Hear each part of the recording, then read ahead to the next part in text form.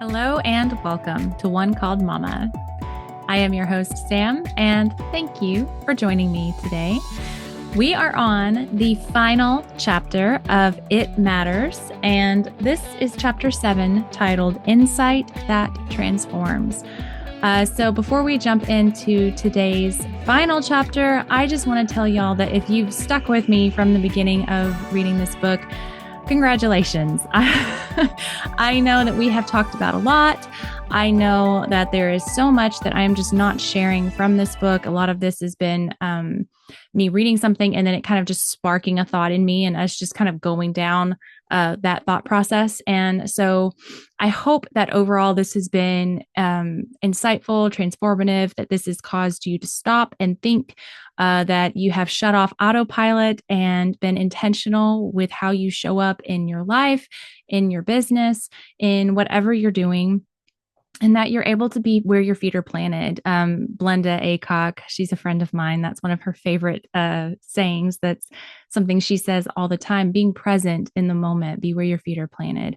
And when we do some intentional time and we are clear with where we're going and that we have planned out what we want to accomplish in a day, in a week, in a month, then it helps us to be clear. It helps us to be present in the moment wherever we are, whether that moment's working or with family, because we already know that we're going to hit the goals that we've set for ourselves, and we're showing up and doing that work. And so I just wanted to throw that out there. So this chapter, again, as always, I'm going to tell you that there is so much in this chapter that I am not going to share because I just simply can't. Anyway, you need to read it for yourself. But I do want to pick out a couple of things that she talks about. And the first one is that we need to start from a place of humility in how we show up in life, and pretty much everything we do. I think it's a good practice to just show up with humility. And because she says that if you say, I know that already, then already we're shutting ourselves off from the opportunity to learn something new. And it might be that we're entering a class or a seminar or a workshop, and maybe some of the things they're discussing or talking about are things we've already heard.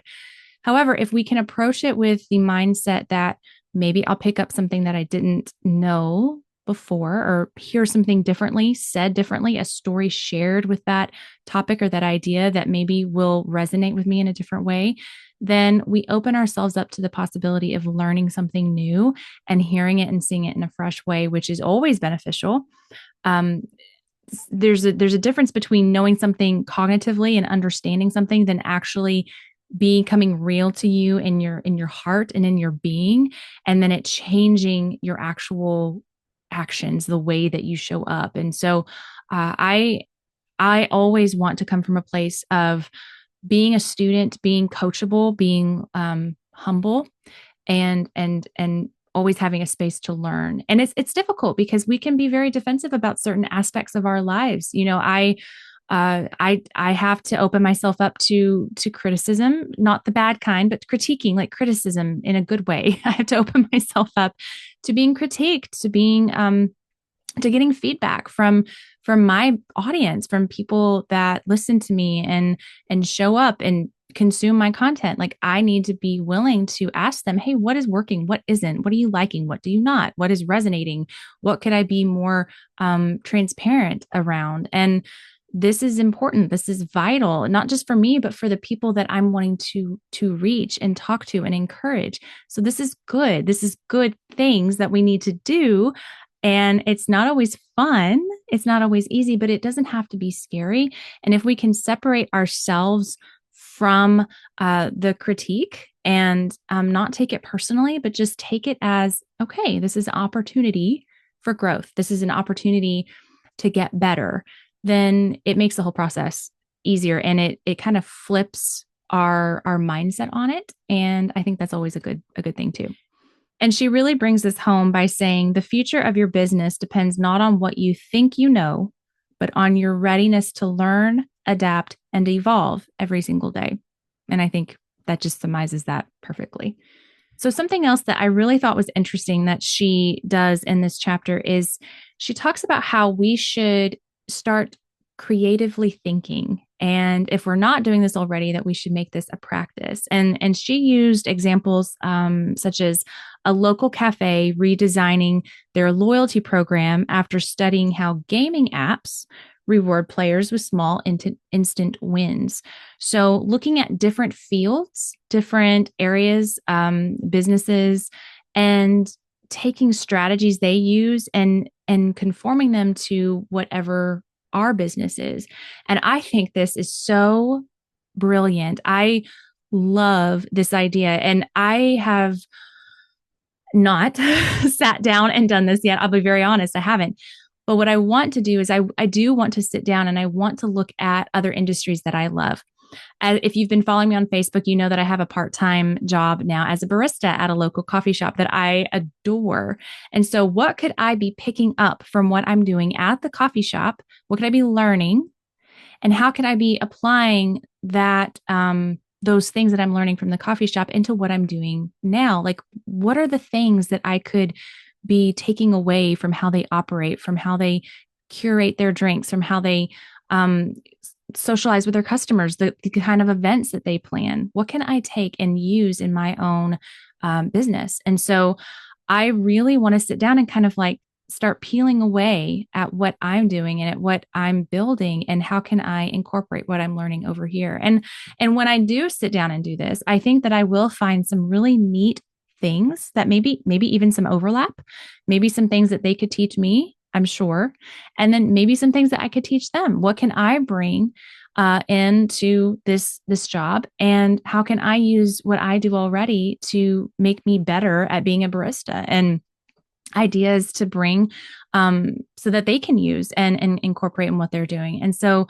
it's not just a one-way street. It's both ways. And I'm excited to see what could really open up for that. And so always just looking at the companies, the places, the businesses that you admire, and how can you incorporate what they're doing.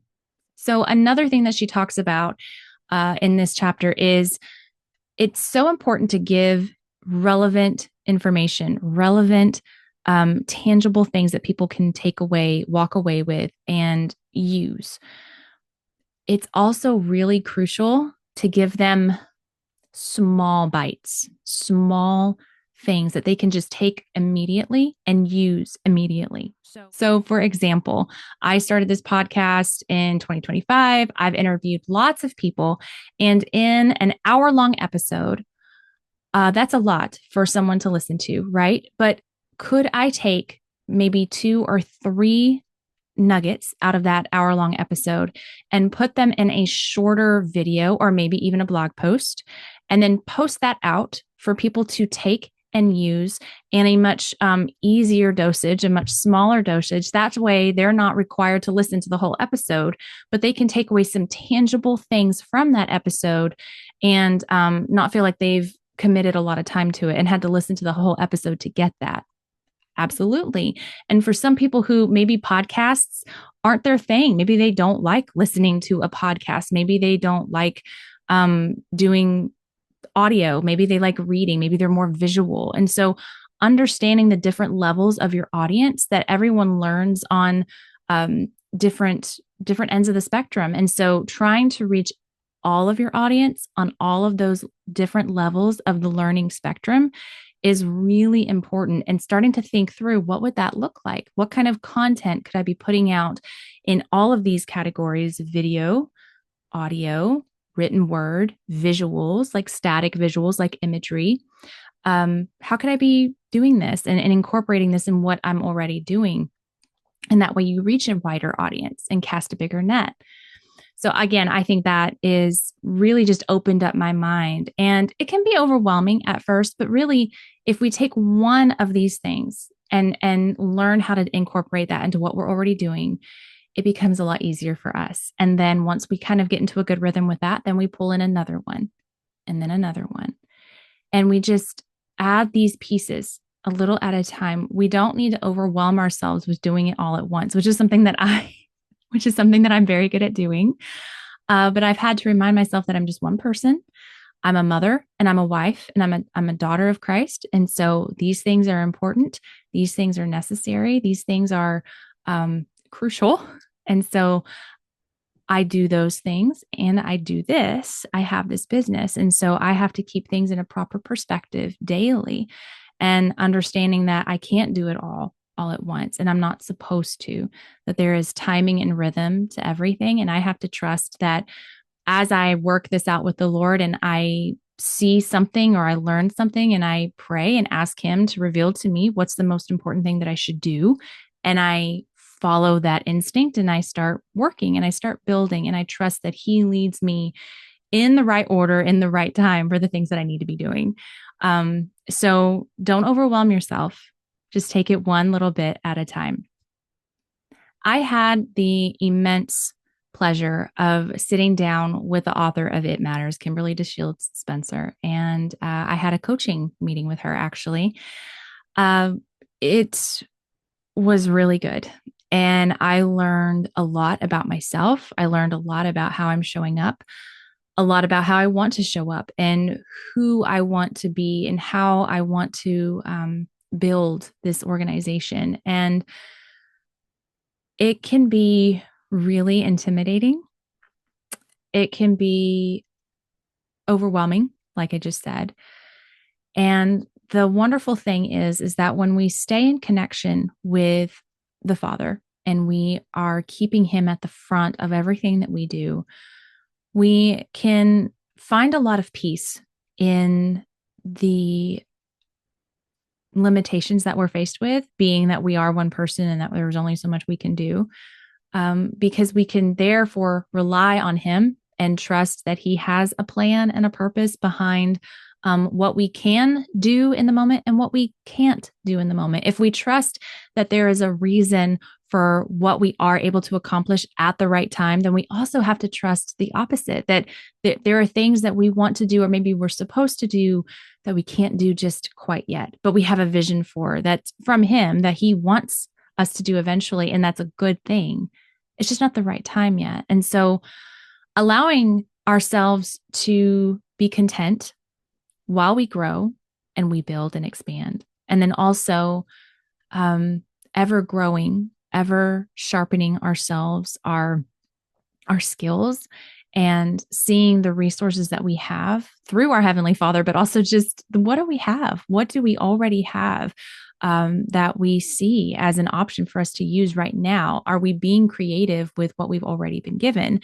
And these are just things that I've been thinking about over the last week since meeting with Kimberly and just understanding that there's so much more than what I was seeing in the first place. And then when I started to really unpack some of the things that we were talking about, it was just incredible to really understand that there was a lot that if I just did these small changes, that they would potentially lead to some pretty big results, some not just for myself, but for everybody and for my listeners, for my audience and the people around me. And that was a really big moment for me. And understanding that it just takes some intentional thinking. It takes intentional time. And I will say that it helps to have an outside influence, someone who can give you very good constructive critique and feedback, and someone who reasonably knows you and understands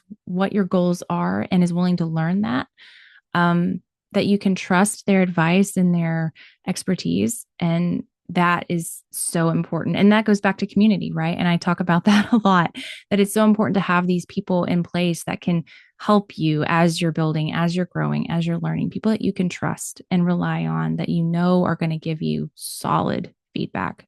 Always, always much needed.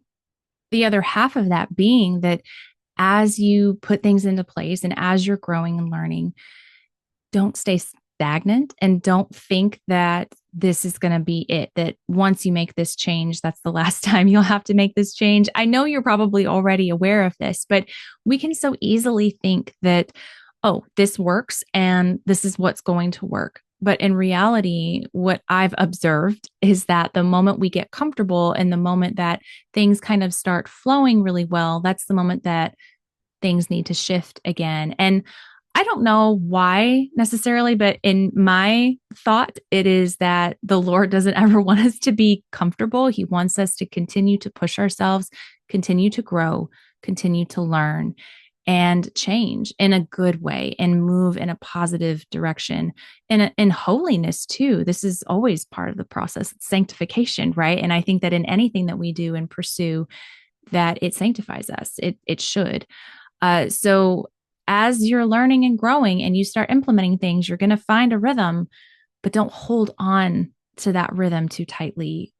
Let it be a loose grip. Let it be something that you're willing to let shift and change as it needs to. And know that as you grow as an individual into this person that you're wanting to become, this business owner, this entrepreneur, this ministry leader, this author, this singer, this podcaster, this beautiful individual that the Lord has created you to be, that it's going to require change, and it's going to happen. I mean, you're going to change, then the processes are going to need to change, and what you do and how you show up is going to be different. So all of these other things are going to be different too. And just be okay with that. I know that's easier said than done, but just expect it. And however difficult it may or may not be, you will be able to get through it and you will be able to handle it. Because who we are now is not who we are going to be. And when those shifts happen, the person who we will be able and equipped to handle them. Thank you, Lord. So the quote that I want to say here is that observation isn't passive. It's a deliberate practice of tuning in without distraction. Observation hones your ability to anticipate needs and craft offerings that feel timely and meaningful. And this goes back to our audience, right? But it also goes back to what I was just talking about, to us. When we observe what our audiences are needing and what people are talking about, then we hone and we change what we're doing to kind of meet them where they're at in a good way, and not letting the culture decide what we're doing, but understanding the people we want to reach. What do they need? Okay, how can we fill that need? How can we be there for them in that? And then also too, like I just said, what are we needing? How are we showing up now? Is what we're doing still working? If not, then we need to shift and change. And it's just logical. It makes sense. But when we are so in the middle of what we're doing, it's really hard to see these things. It's really hard to observe and understand these things that would maybe seem obvious if we just slowed down, or if we had an outside opinion to help us kind of just do a check-in and help us see these things that maybe we're missing. It happens to all of us, all of us.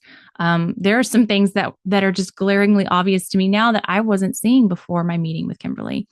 And I would say that find your person, whether it's an actual coach or a friend or a trusted, ally, resource, someone in the business that's willing to do this with you, and meet quarterly, meet every 6 months, and have a meeting, an honest review meeting, and have them look at what you're doing. And again, this needs to be the right person, but just if you don't have someone you can think of, pray, ask the Lord to send someone. He will send someone to you. Okay. You have to trust that. You have to believe that.